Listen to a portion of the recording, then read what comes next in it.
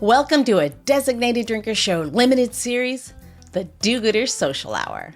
Now, we're changing things up just a bit in order to bring center stage to a few folks who are bringing goodness to the world. Now tell me, how could we not toast to that? And to accompany you on this journey into doing good, we recommend crafting yourself a cocktail that is nothing but goodness in a glass. And for this episode, we recommend crafting yourself a tasty La Mandarina. Now, this tequila cocktail offers a refreshing aspect of oranges, but with the sweetness of tangerines. Now that's a fiesta in a glass. And to find the recipe, all you need to do is scroll down into the episode notes. And of course, you know you'll always be able to find it on designateddrinker.show.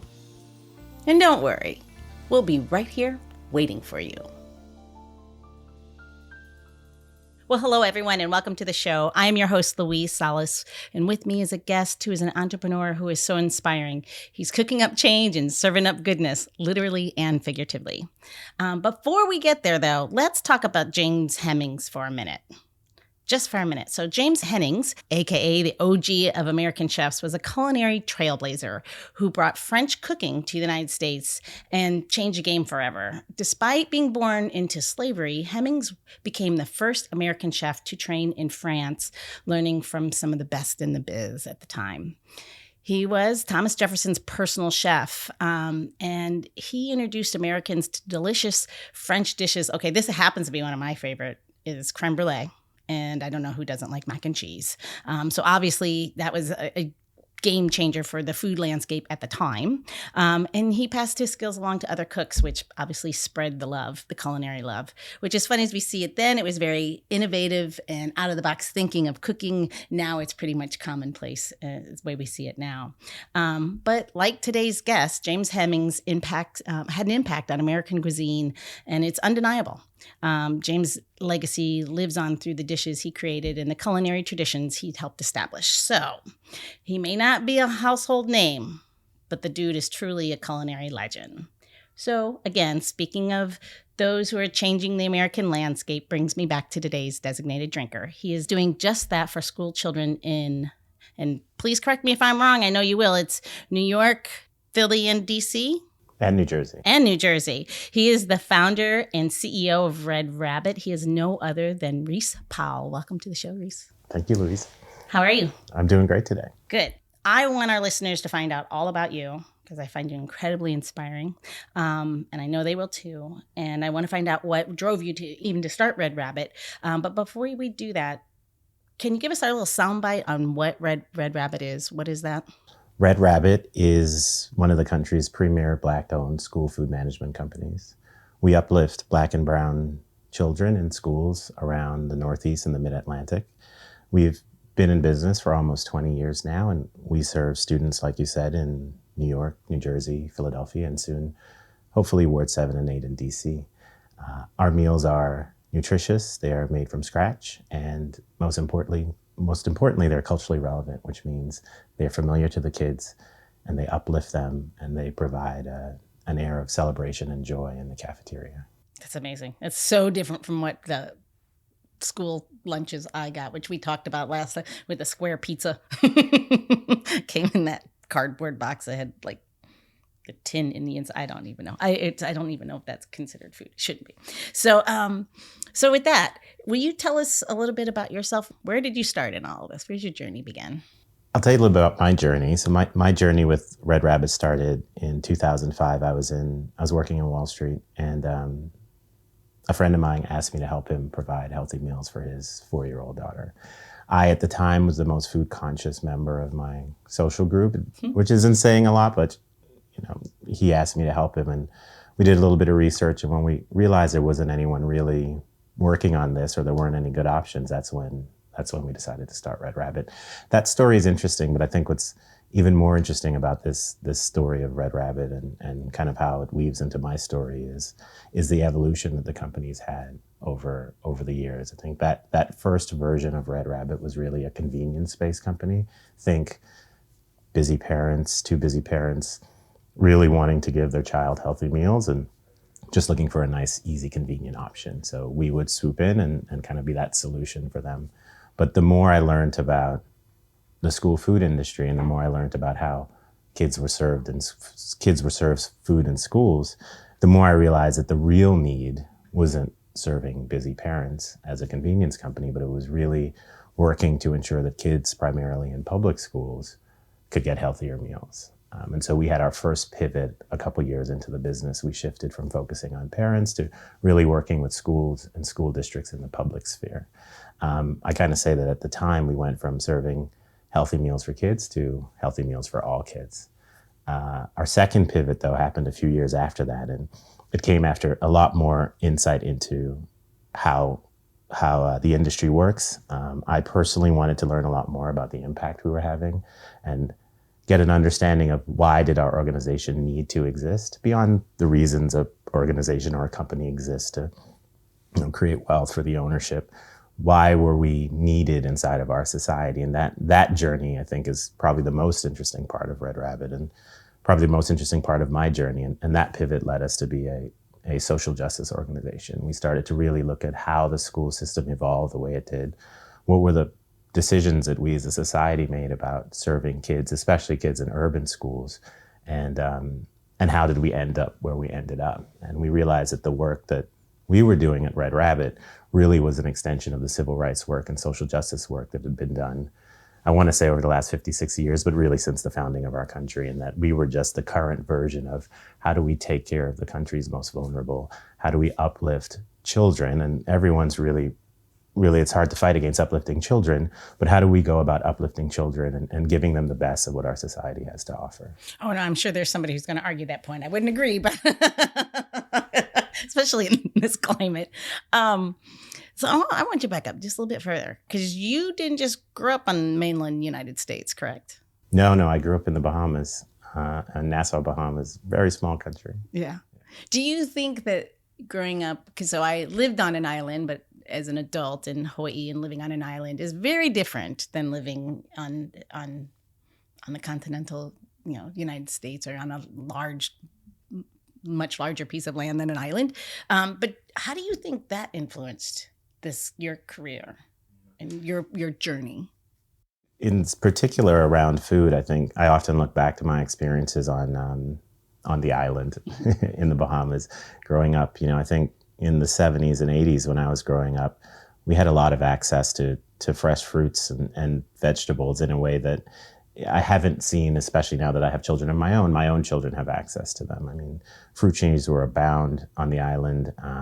My home, both my grandparents' homes, and a very common pastime was to spend an afternoon climbing trees, picking fruit and eating fruit. And I think, I'm not sure that even in the Bahamas today, that's still a common pastime with technology and the like, but probably not. I think grounding myself in that expectation that is what food is, that is my relationship with food, my relationship with the land, my relationship with the environment that I grew up in, and seeing food as just a part of that. When I said that my friend considered me the most food conscious person in my group, I can draw a straight line back from those experiences to that version of myself. And today, even when we kind of have our aspirations for Red Rabbit on what the ideal scenario would look like for the children we serve, what would the ideal diets be? What would the ideal makeup of the plate look like, or the cafeteria look like? A lot of that inspiration still comes from those experiences that I had. That's cool. That's really good. I wonder if somebody in the same age bracket that grew up in Hawaii would say the same. I would think not, because it was all plantations. And it was interesting when I lived there, which was I got there in 2004. And that's when, if you remember, it was when all the oil prices went crazy and shipping was very expensive. If shipping should stop, Hawaii would be without fresh food in 3 days. They did not have enough food on island to sustain themselves for more than 3 days, because it was so reliant on import, and there was no farming. I mean, very little farming done outside of the plantations, and they were all but gone by the time I got there. So it was really interesting. It was the Pacific Rim chefs who changed the food and how it's farmed and reintroduced farming to Hawaii because of the demand for fresher foods. It's interesting how, and I just say that because it seems that your demand for these things help children eat well, kind of the same way. I don't know. There's a linkage there for me where when you see you and introduce better, people do better. Yeah, the question is it supply side or demand side driven? And in this case, demand, we are demanding to some degree. We're a part of the group or the group in our community that is demanding that we do better by food. Yeah, and by children, by extension, obviously. So do you get back to the islands often? I do. Most of my family's still there, so we go often, and I take my children there. We get to experience it. Like I said, it's different now than it was when I was growing up, and I think that industrialization is that you talked about there is really spread. I think about when I was a child, the Bahamas was one of our biggest exports was pineapples. Same in Hawaii. Yeah. We've been growing pineapples for generations, and sometime in the 80s and 90s, that industry became industrialized, and we have no pineapple industry now. And it's probably very similar that we couldn't provide our own pineapples now. And there's not just a loss of the industry, but a loss of that kind of community knowledge and wisdom that have been passed down over generations. Yeah, in Hawaii now, you can get, they only sell pineapples on island. There are no exports. It's almost like a tourist demand more so than anything. You can buy them, but don't get me wrong, the pineapple's still amazing. I'd never known pineapple could be so sweet until I lived there, and they're everywhere. But yeah, the plantations are all gone. Just enough to grow for the islands now. So change in lifestyle, I guess. So back to Red Rabbit. What was the inspiration behind the name? The name came from the 4-year-old. We were all in a room coming up with names, and in true magical fashion, the magic of children, she walked in and she said Red Rabbit. She was 4 at the time, and we all knew that it was better than any of the options we were coming up with. And I think it's held true. So it's, like I said, it's almost 20 years now, and the name I think still resonates. It resonates with children. What is this 4-year-old doing now? Oh, she's grown now. Yes. She's grown and on her way. I think sometimes in my mind she's still 4 years old, but she's not. I was wondering if she became one of my type, because that's what I do as a creative director, was naming. Maybe she's just natural.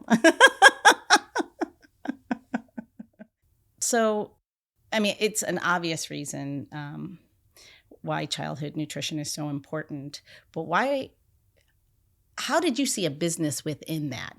Because it's a for-profit business, which is great. You're doing for-profit work, a business, but doing so much good.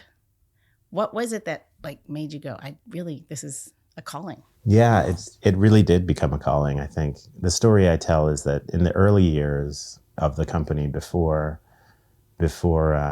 we'd really established ourselves, before there was a case that we could be a sustainable business, I was a lunch server at one of our schools. Oh, really? And I served lunch there for 2 hours every day. And despite ever since I left home and went to college and then became a professional and then became an entrepreneur, those 2 hours were the most calming and purposeful 2 hours of my life up until that moment. Calming. Yeah, calming. In those moments, there was nowhere else that I could have or should have been. Oh, I see. And engaging with children, I think it was mostly middle school children. I understand how teachers say that their life is a calling and that working with children is often a calling. And for me, that's when this started to become a calling.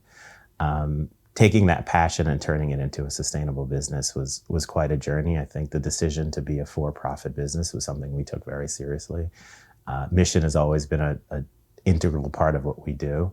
And there was a lot of conversation around, could we further our mission as a nonprofit more than as a for-profit? Ultimately, we decided to stay as a for-profit and evolve as a for-profit, primarily for the reason that we wanted to ensure that our mission was pure. I think at the time, we weren't sure what shape it would take, and we wanted to have the flexibility and the freedom to go where the need was and where the greatest impact was. And we were concerned that if we were a nonprofit, we would be a bit beholden to where our money came from. Sure.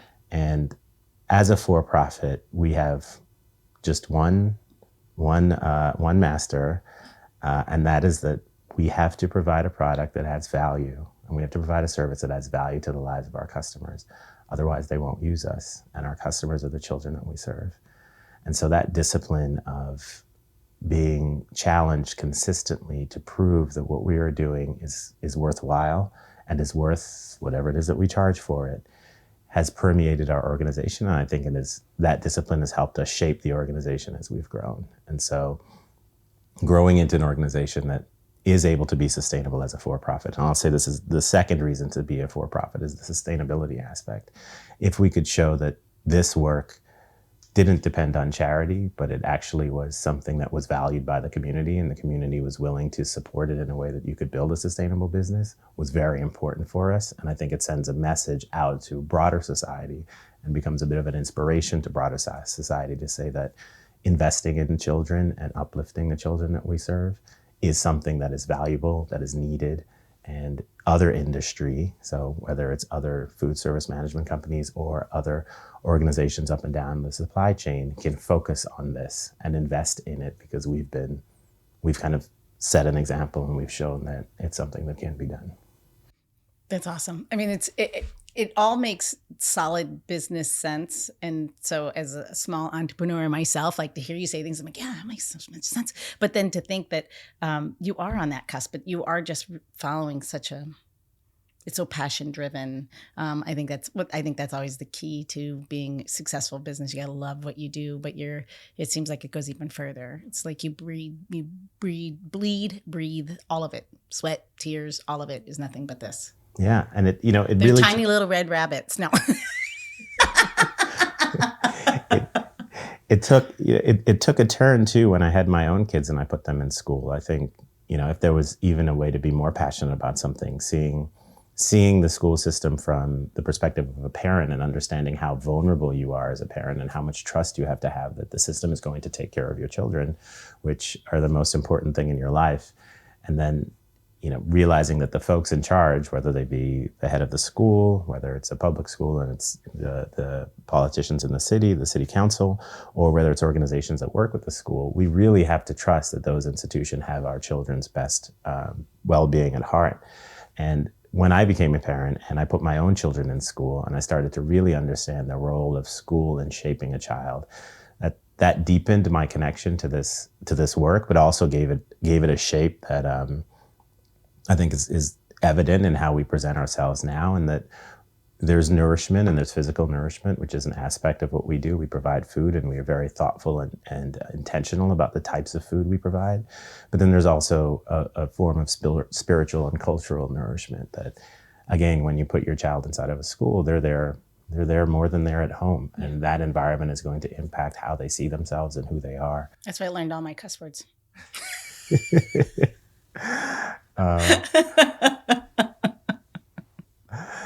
Oh, yeah. I got in a lot of trouble.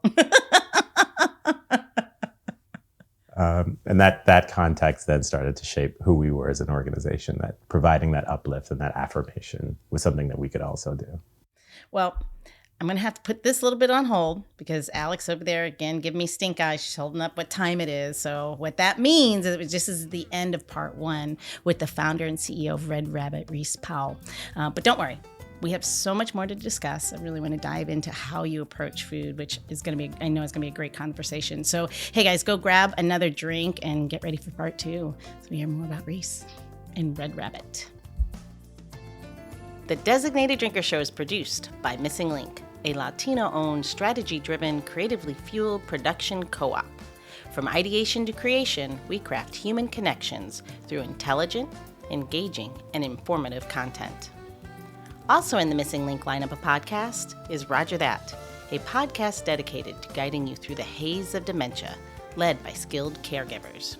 Now, if you're looking for a whole new way to enjoy the theater, check out Between Acts, an immersive audio theater podcast experience. Each episode takes you on a spellbinding journey through the works of newfound playwrights, from dramas to comedies and everything in between. Find Missing Link's League of Podcasts on Apple Podcasts, Spotify, or wherever you listen to your podcasts. And while you're there, please don't forget to follow, download, and review the shows.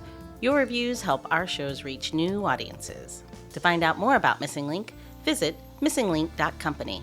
That's missinglink.company.